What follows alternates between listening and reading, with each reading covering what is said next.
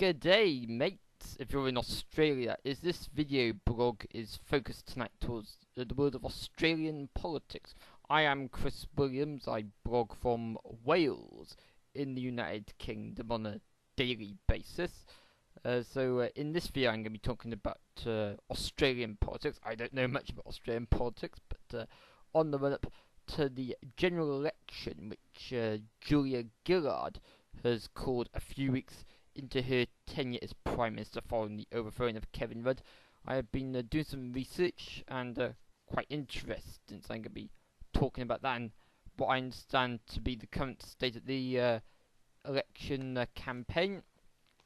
But first of all, regulars to my video blog will know that I have Asperger's syndrome, and I've been protesting against bullying that I was subjected to. I'd like to thank regulars for their support. I've had to suspend my campaign for autism rights in recent times, but it will be coming back soon, I hope. Some developments that will be happening at the start of November, which I believe will have an impact on the future direction of my campaign. And also, if you've been a regular to my video blog in recent real-time days, and around about August the 16th and 17th, then you'll know that I've got some astrophysics exams on the way. Astrophysics Chris, I've been calling this series. And indeed, part 5 is going to be on my written blog, musingsofchriswilliams.blogspot.com. The address going along the bottom of the screen. I've been invited for those exams on YouTube to build my confidence in explaining the knowledge and develop my understanding of the topics that's going to be featuring in the exam. Obviously, it's not going to get many viewers, but I thought that after a few days of sticking it on YouTube, I now transfer it over to musingsofchriswilliams.blogspot.com. So if you really care about where part 5 is, then go to the address that's on the bottom of the screen. So here comes an advert for my sister's sticker and trading card business, and then after that I'll be talking about Australian politics.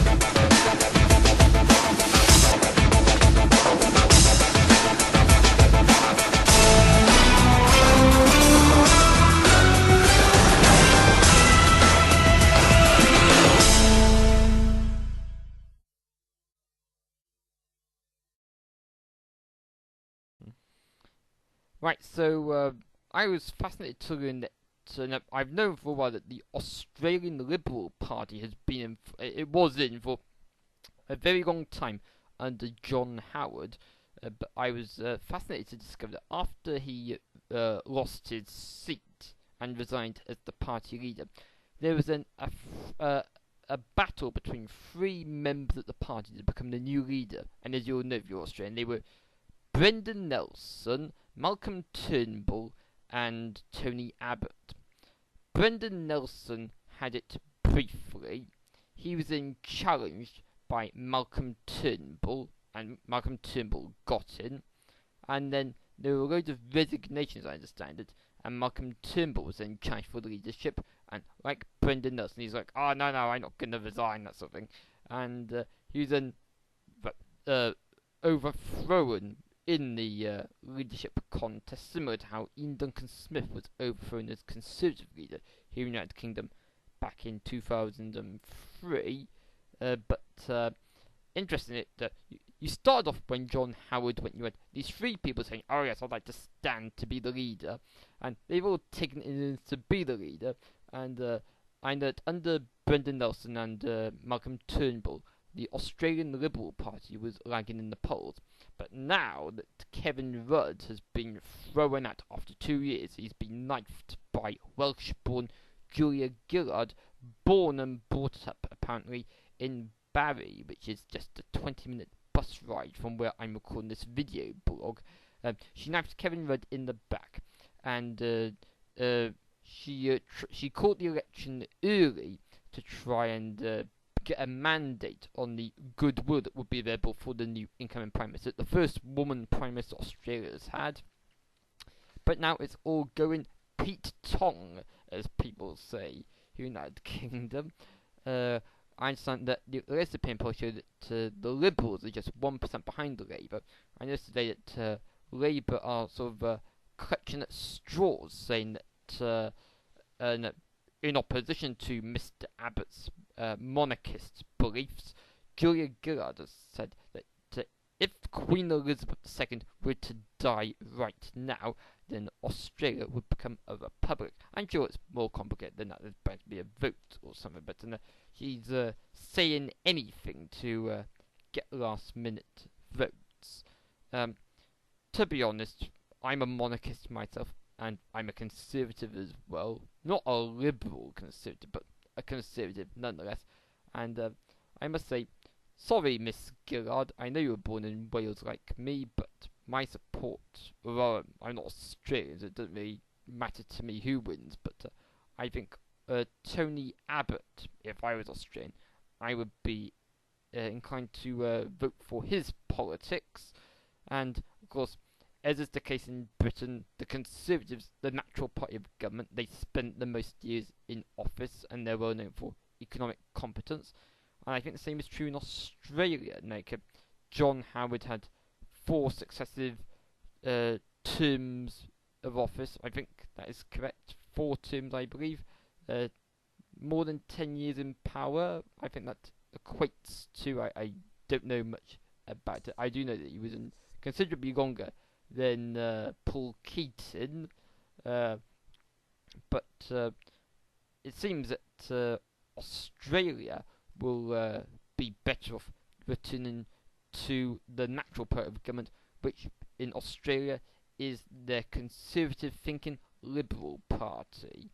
And I thought it quite embarrassing that Julia Gillard on Monday the 16th of August 2010 tried to invoke Barack Obama in trying to get people to vote for it. No, he said yes we can, and she's like yes we will. Of course, like she's just clutching at mantras to appeal to the voters.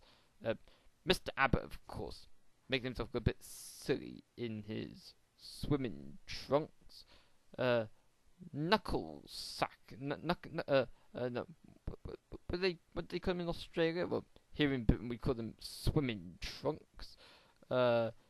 He looked a bit embarrassing wearing the swimming trunks, and a bit of a show business type figure. I was reading on Wikipedia earlier that he thought at the age of 19 that he had impregnated a girl, but it turns out that the child, who reappeared many years later after being put up for adoption, turned out not to be his after all. But I know that he was training to become a minister, and he's a Roman Catholic. He was trained to become a minister, but then he went into politics. So definitely, he's got the ethics that I would be inclined to go for.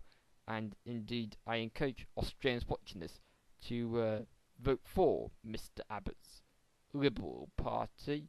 Not because it would benefit me in any way, but I think that as an outsider looking in, comparing political and religious philosophies around the world, I would think that your Liberal Party is the one that will be best for your welfare and your economics.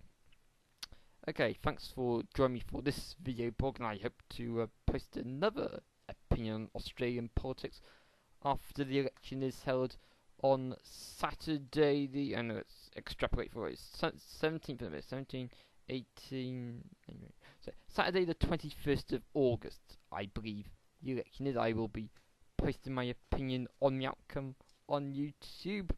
No point doing it though, but I know there's only 5 million or so people living in Australia, so this won't get all that many views. But hey, I'm not on YouTube for views, I'm on here to make friends. And if you want to be my friend, you can be my friend through the mechanisms mentioned at the end of this video. Okay, thanks for your time, and I hope you'll join for more videos over the next few days, weeks and months. Until next time, it's bye for now. Bye bye.